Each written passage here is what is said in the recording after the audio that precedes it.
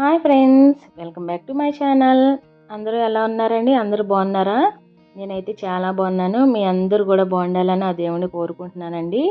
ఈరోజు అయితే ఇంకొక టేస్టీ రెసిపీతో మీ ముందుకు వచ్చేసాను. ఇది స్వీట్ కార్న్ మసాలా వడ అండి.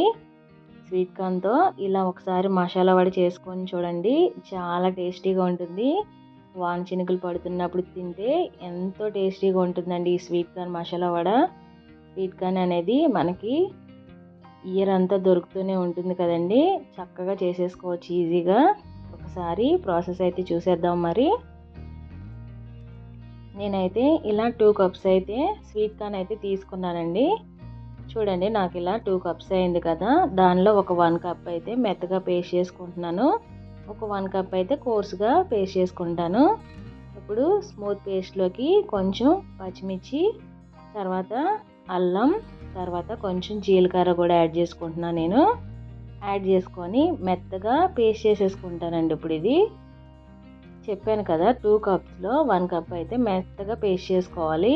ఇంకొక 1 కప్ అయితే కోసుగా పేస్ట్ చేసుకోవాలి. ఇలా పేస్ట్ చేసుకోవడం వల్ల మనకి చక్కగా పలుకులుగా తగులుతూ క్రిస్పీగా చాలా బాగుంటాయండి మసాలా వడలు. ఒకసారి మీరు కూడా ట్రై చేయండి. ఇలాగా చూసారు కదా, మొత్తంగా కాకుండా అలా ముక్కలు కనబడేటట్టు పేస్ట్ చేసుకోవాలి. చూసారు కదా ఎంత వాటర్ కంటెంట్ ఉందో. మనం వాటర్ అయితే అస్సలు యాడ్ చేయాల్సిన అవసరం లేదండి. ఇప్పుడు దీనిలోకి మనం ఆనియన్, తర్వాత కరివేపాకు, తర్వాత కొత్తిమీర, తర్వాత పుదీనా, కొంచెం రైస్ ఫ్లోర్, ఇంకా శనగపిండి, తర్వాత సాల్ట్ కూడా యాడ్ చేసుకుంటున్నానండి నేను. ఈ ఫ్లోర్స్ అన్నీ ఆ పిండికి తగ్గట్టు యాడ్ చేసుకోండి. పిండి లూజ్ అవుతుంది కదా, లూజ్ అయినప్పుడు మీకు ఈ పొడులు యాడ్ చేసుకుంటే చక్కగా వస్తాయి మనకి వడలు అనేవి. అస్సలు వాటర్ యాడ్ చేసుకోకూడదండి. వాటర్ యాడ్ చేసుకున్నారంటే పిండి లూజ్ అయిపోతుంది, మనకి వడలు అయితే రానే రావు. చూసారు కదా, ఈ కన్సిస్టెంట్లో చేసుకున్న తర్వాత ఇప్పుడు డీప్ ఫ్రైకి అయితే ఆయిల్ అయితే యాడ్ చేసుకుంటున్నాను నేను. ఈ ప్రాసెస్ అంతా మనం మీడియం ఫ్లేమ్లోనే చేసుకోవాలండి. ఫుల్ ఫ్లేమ్లో పెట్టామంటే వడలు మనకి మాడిపోతాయి, లోపల సరిగ్గా కుక్ అవ్వు. ఇలా 1 బై 1 వేసుకోవాలండి. మొత్తం ఒకసారి వేసామంటే ఒకదానికోటి అతుక్కుపోయి ఆయిల్ అంతా పాడైపోతుంది. చూసారు కదా, వేసిన తర్వాత అస్సలు కదపకూడదు, పచ్చిగా ఉంటాయి కాబట్టి ఊరికే విడిపోతాయి. వాటంతట అవే పైకి వస్తాయి. అప్పుడు వరకు మనం అసలు స్పూన్ పెట్టి కదపకూడదండి. చూసారు కదా ఒక్కొక్కటి పైకి ఎలా తేలుతున్నాయో. ఇలా నేను ఒకదానికోటి అసలు తగలకుండా వేస్తానండి. ఒకటి పైకి వచ్చిన తర్వాత ఇంకొకటి అయితే వేసుకుంటున్నాను.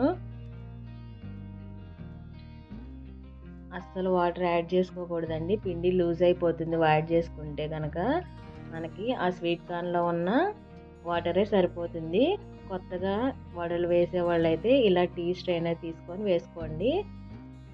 అలవాటు అయిన వాళ్ళైతే ఇలా చేతితో వేసేసుకోవచ్చు. చూసారు కదా వాటంతట అవే పైకి ఎలా తేలుతున్నాయో. అలా పైకి తేలిన తర్వాత అప్పుడు స్పూన్ పెట్టి అటు ఇటు తిప్పుకొని ఈవెన్గా కుక్ చేసుకోవాలి.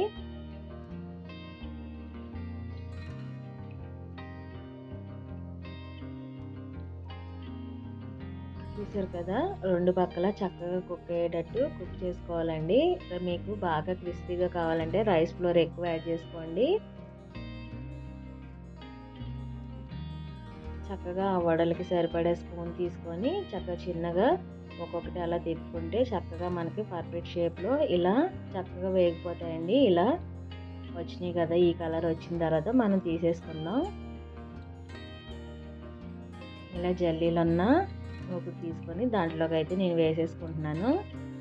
ఇప్పుడు ఇంకొకసారి కూడా నేను వేసేసుకుంటున్నాను మిగిలిన పిండి కూడా.